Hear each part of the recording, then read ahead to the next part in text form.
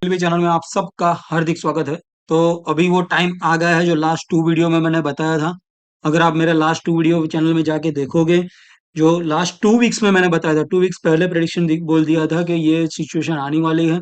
तो अभी वो टाइम क्लियरली आ चुका है और वो जो टाइम है वो अभी ये है कि पूरा वर्ल्ड इस तरफ जा रहा है और ये मुझे लग रहा है कि ये कंप्लीटली होके रहेगा, क्योंकि उसके सब सारे रीजन मैंने लास्ट टू वीडियोस में भी बताया था। और अभी जो रियल सिचुएशन हो चुकी है, जो लास्ट वीडियो में मैंने बताई थी, वो अभी रियल आगे बढ़ रही है, वो मैं आपको बताऊंगा।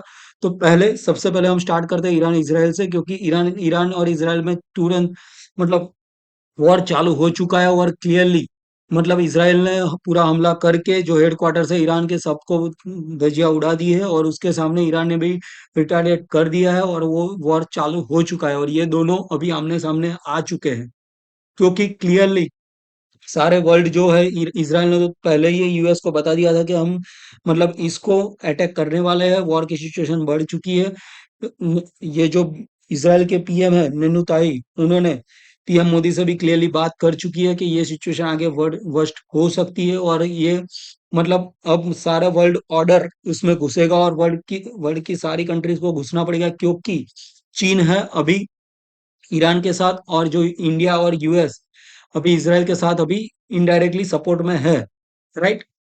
बट अभी युद्ध को सब शांति से निपटाना चाहते हैं, बट ऐसी सिचुएशन नहीं लग रही, क्योंकि एक तरफ से नहीं, अभी दोनों तरफ से वार शुरू हो चुके हैं। लास्ट 3 डेज में काफी कुछ हो चुका है और ईरान ने लॉन्चेस कर दिया है थर्ड रिटालिएशन इन 24 आवर्स, राइट।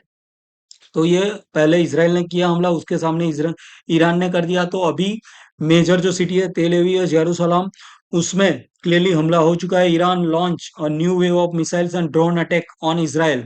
मतलब आपको इसराइल पता है, इसराइल बहुत छोटा देश है, अगर आप इसमें देखोगे तो बहुत छोटा देश है इसराइल।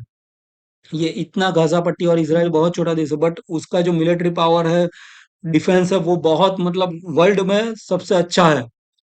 आपको पता होगा इंडिया यूएस वॉर की सिचुएशन में भी जो पाकिस्तान ने ड्रोन अटैक किया था, वो सारे इसराइल की डिफेंस सिस्टम से वजह से ही हमने उसको नेस्तो नाबूद किया और हम बच पाए। तो इसराइल की जो डिफेंस सिस्टम है वो बहुत अच्छी है। S-400, आपको याद हो कि लास्ट दो वीडियो में मैंने बताया था, S-400 की सिचुएशन की वजह से इंडिया और पाकिस्तान का जो वॉर चल रहा था उसमें काफी हेल्प हुई इंडिया को। तो इसराइल को, अगर देश छोटा है पर वो काफी कुछ सिचुएशन वर्स्ट कर सकता है और डिफेंस में वो सबसे आगे है, राइट। तो ये सिचुएशन अभी आगे जाके वर्स्ट होने वाली है, न्यूक्लियर पे भी आ सकता है। ये न्यूक्लियर का मैंने बहुत आगे आपको बताया था, क्योंकि न्यूक्लियर वॉर की तरफ ही ये सिचुएशन जाएगी। अगर आपको वहां की इमेजेस देखनी हो तो ये देख लीजिए, क्लियरली सिचुएशन इस तरह की बढ़ रही है कि मतलब लोकल जो सिविलियंस है उनके ऊपर हमला हो रहा है क्लियरली। तो पता नहीं कि ये सब बताने के लिए मतलब क्लियरली मतलब वहाँ की गवर्नमेंट को कोई ना कोई हेवी स्टेप लेना पड़ेगा। और हेवी स्टेप मतलब अगर आप जानना जानना चाहोगे, ड्रोन अटैक से नहीं चलेगा, ये लोग काफी वर्स्ट सिचुएशन में जाएंगे और आगे बहुत बड़ा हमला करेंगे। और इससे इंडिया को क्या प्रॉब्लम है? इंडिया को सबसे बड़ा प्रॉब्लम है 8 मिलियन इंडियन, मतलब 80 लाख इंडियंस को प्रॉब्लम होने वाला है इससे। और वो सबसे डेंजर सिचुएशन में आ चुके हैं। 8 million Indians in danger situation if Israel Iran conflict goes nuclear. अगर ये न्यूक्लियर पे कन्वर्ट होता है तो 80 लाख इंडियन को प्रॉब्लम हो सकता है, राइट। वो क्लियरली मतलब क्योंकि ऑयल पाइपलाइन सारा जो वहां से आ रहा है, और क्लियरली इंडियन वर्कर्स भी काफी गल्फ्स में वर्क कर रहे हैं। अगर आपको पता हो तो गल्फ्स में जो इंजीनियरिंग सर्विस प्रोवाइडर है वो बहुत सारे हैं। यहाँ से इंडियंस काफी कुछ, मुझे तो मेजरली पता है कि engineering service provider, EPC, mechanical engineer, civil engineers, electrical engineers, तो बहुत सारे गल्फ्स में पड़े हैं इंडियंस, और बहुत अच्छा कमा रहा है वहां से। मतलब काफी इकोनॉमी उसके ऊपर भी हमारी डिपेंड है। तो ये सारा अगर पकड़ने जाओ तो इंडिया के लिए भी बहुत बड़ा ये झटका होने वाला है। क्रूड ऑयल तो बहुत बड़ा झटका, मैं आगे आपको बता रहा हूँ कि क्रूड ऑयल का क्या सिचुएशन है, बराबर। आप एंड तक वीडियो देखिए कि क्रूड ऑयल इंपॉर्टेंट है, क्योंकि क्रूड ऑयल और जो ईरान का एक एरिया है, जो सबसे बड़ा वर्ल्ड का 20% वहां से क्रूड ऑयल निकल रहा है, उसके बारे में आपको क्लियरली बताऊंगा। बट पहले जो हमारी कंट्री है उसके ऊपर इफेक्ट आएगा 80 मिलियन इंडियंस पे, मतलब 8 मिलियन इंडियंस पे क्लियरली मतलब डायरेक्टली इसका इफेक्ट आएगा, ईरान इसराइल वॉर्स अगर न्यूक्लियर में जाता है तो। और ये क्लियरली साइन दे दिया है, world war 3 begins, a missile rain on Tel Aviv, and जो उसका मेजर जो सिटी है उसके ऊपर हो चुका है। और ये overnight clearly 200 Israeli fighter jets and 100, मतलब क्लियरली फाइटर जेट्स ड्रोन्स वगैरह से इसराइल ने अटैक किया उसके सामने। ईरान ने भी 100 ड्रोन से अटैक अटैक किया।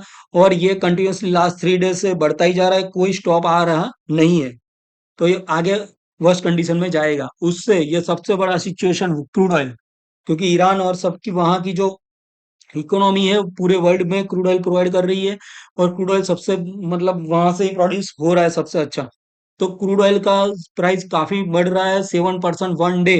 मतलब आप मानने जाओ जो मतलब लास्ट 6 6 मंथ में नहीं हुआ वो एक एक दिन में हो रहा है। 7% वन डे में बढ़ चुका है क्रूड ऑयल। ब्रेंट भी 7% बढ़ चुका है। ये काफी खराब सिचुएशन है। 72 आ चुका है, जो 60 पे था क्रूड ऑयल, वो 72 आ चुका है। और ये प्रेडिक्शन सबका आ रहा है कि 120 तक भी जा सकता है।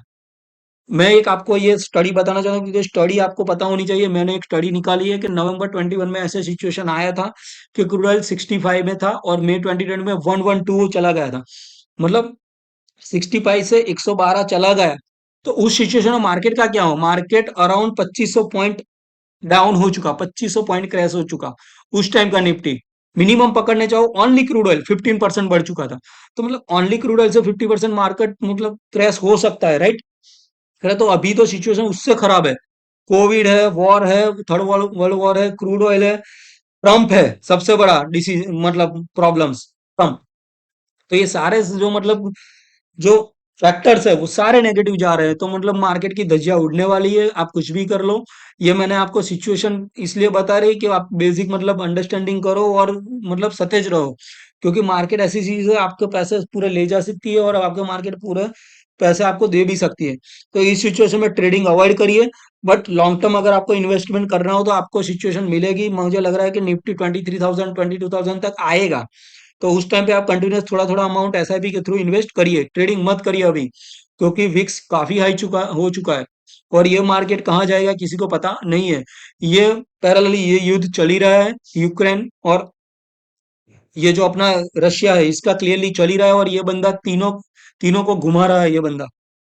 तो मतलब कुछ भी ट्रम्प करवा सकता है। और ये एक तरफ का चालू था और दूसरा ये चालू हो चुका है क्लियरली। ये वापस चालू हो चुका है। तो मतलब अभी वर्ल्ड वॉर 3 की सिचुएशन काफी आगे बढ़ जाएगी।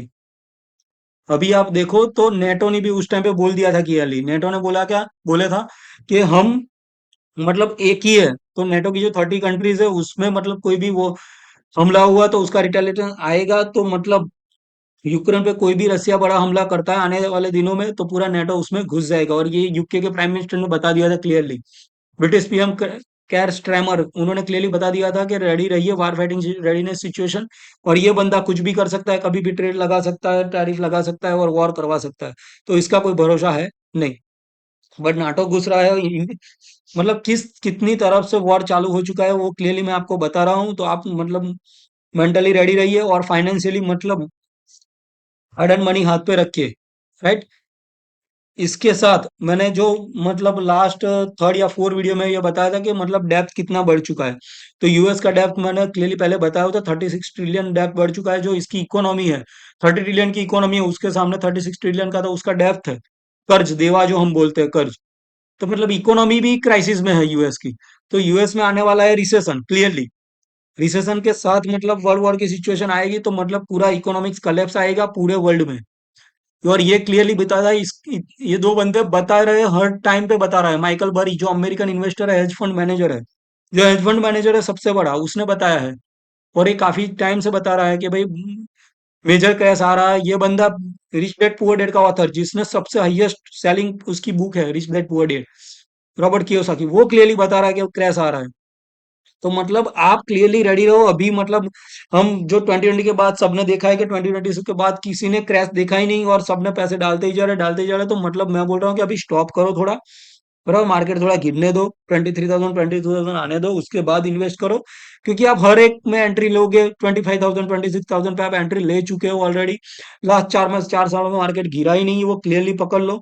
आपने अभी तक मार्केट का क्रैश देखा ही नहीं है, राइट। तो अननेसेसरी मतलब हर एक मतलब मार्केट के थोड़े ही मार्केट मार्केट ऊपर जाता है और आप इन्वेस्ट करने चले जाओ, वैसा मत करो। मार्केट का मेजर क्रैश होने वाला है, वर्ल्ड ऑर्डर क्रैश होने वाला है। तो आप मतलब वेट करो और वेट करके सिचुएशन देखो। तो उसी सिचुएशन में मैं आपको मतलब अभी क्लियरली मैंने आपको सारे न्यूज अपडेट्स बता दिया। अभी मैं मार्केट की बात कर लेता हूँ। हमारा निफ्टी है लास्ट 1 डेज में अराउंड 1% डाउन हुआ है 1 डेज में। और 5 डेज में पकड़ने जाओ तो 1.5%, क्योंकि बीच में एक दिन अप आया था।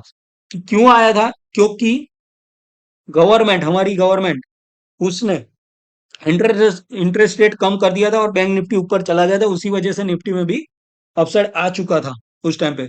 बट वो भी हम झेल नहीं पाए, क्योंकि 50% मतलब पकड़ने जाओ तो 50% डाउन हुआ इंटरेस्ट रेट, तो वो बहुत बड़ा पॉइंट था। बट उसको भी मार्केट ने पचा लिया और मार्केट लास्ट वीक में 1.5% डाउन है। तो आप पकड़ लो कि सिचुएशन बहुत वर्स्ट हो चुकी है। निफ्टी बैंक पकड़ लो, निफ्टी बैंक मतलब 50%, 50 बेसिस पॉइंट इंटरेस्ट रेट कम हुआ, लोन सस्ता हुआ, सबके हाथ में पैसे आए, फिर भी मार्केट डाउन है, क्योंकि सिचुएशन वर्स्ट है। लास्ट 1 डेज में देखोगे बैंक निफ्टी 1% डाउन है। और लास्ट 5 डेज का जो राइट साइड चार्ट है, last right right side 5 days का चार्ट है, वो अराउंड 2.2% डाउन है बैंक निफ्टी। तो सिचुएशन काफी वर्स्ट है। F I S clearly selling करते जाए। फ्राइडे भी उन्होंने 1000 का 1200 का सेलिंग किया है। वो ये कंटिन्यूसली सेलिंग करते ही जाएंगे और करेंगे, क्योंकि उनको लग रहा है कि सिचुएशन वर्स्ट हो रही है। एडीआर एडीआर मंडे के लिए क्लियरली डाउन दिखा रहा है। मंडे के लिए ये सारे इन्फोसिस, विप्रो, आईसीआईसी, एचडीएफसी क्लियरली डाउन जा रहे हैं। राइट, एचडीएफसी तो -3% तक डाउन जाएगा, तो मतलब ये बैंक निफ्टी को लेके डूबेगा। एचडीएफसी और आईसीआईसीआई का दोनों का 54 मतलब अराउंड 45% से ज्यादा का स्टेक है बैंक निफ्टी में। तो बैंक निफ्टी को ये लोग दोनों लेके डूबेंगे। और बाकी का जो है मार्केट को ऑयल प्राइसेस, ऑल ऑयल्स कंपनियां लेके डूबेगी। तो क्लियरली मैं अभी आपको क्या बता रहा हूँ कि अगर आपको लग रहा है कि मैं अभी आपको ये अच्छा इन्फॉर्मेशन दे रहा हूँ, अगर आपको लग रहा है कि क्लियरली इसके ऊपर आप इन्वेस्टिंग का जो आपका स्टेप है, डिसीजन है, वो क्लियरली आप ले पाओगे और फ्यूचर में आपके मनी बचा पाओगे और उसका clearly money management, risk management कर पाओगे, तो मतलब मैं आपको इतनी मेहनत करके वीडियो दे रहा हूँ, तो आपका मुझे एक लाइक और सब्सक्राइब बनता है। तो मतलब मुझे लग रहा है कि आप एक ये वीडियो को लाइक कर दिए और चैनल को सब्सक्राइब तुरंत कर दीजिए, क्योंकि चैनल को सब्सक्राइब करोगे तो तुरंत आपको सारे वीडियो का नोटिफिकेशन आ जाएंगे। तुरंत वीडियो का नोटिफिकेशन आ जाएंगे तो आपको कुछ भी मिस नहीं होगा। राइट।